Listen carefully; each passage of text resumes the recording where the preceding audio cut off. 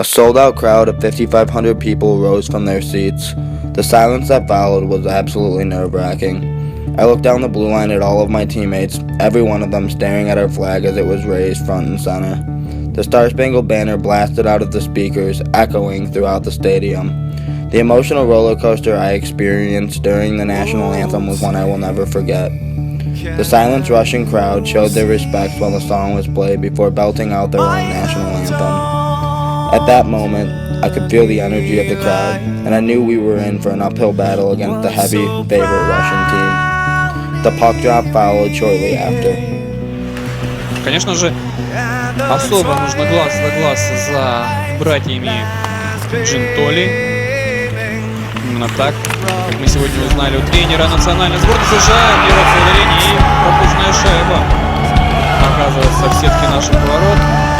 Но может оно и к лучшему. Being able to silence a large Russian crowd was one of the most exhilarating moments of my life.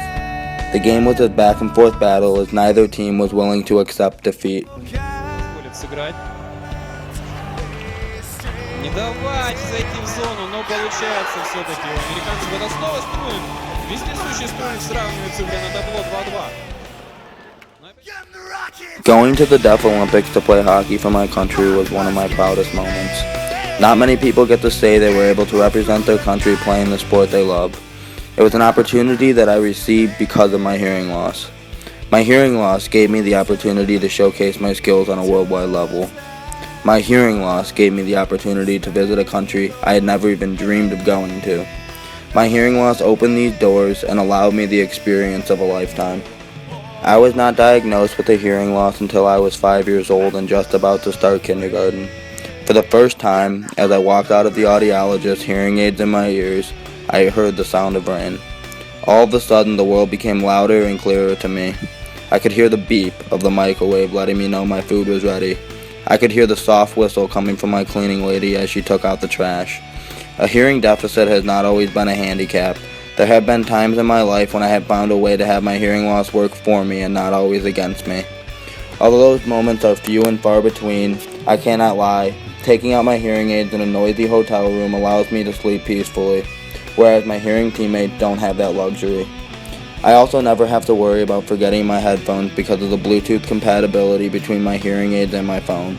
Around the time I was 7 years old, I started going to a deaf and hard of hearing hockey camp called the HEHA, which stands for the American Hearing Impaired Hockey Association. Families from all over the United States gather in Chicago for a week of hockey. As I grew older, my role at the camp changed.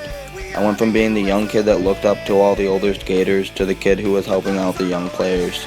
As their mentor, I preached to these young players that anything is possible and to never let their hearing loss stop them from achieving their goals. As a kid who has had to overcome challenges daily from the frustration of not being able to hear, I have learned many valuable life lessons. Never give up on your goals, and don't let your biggest detriment become your excuse for failure. And whatever you do, don't let it define you.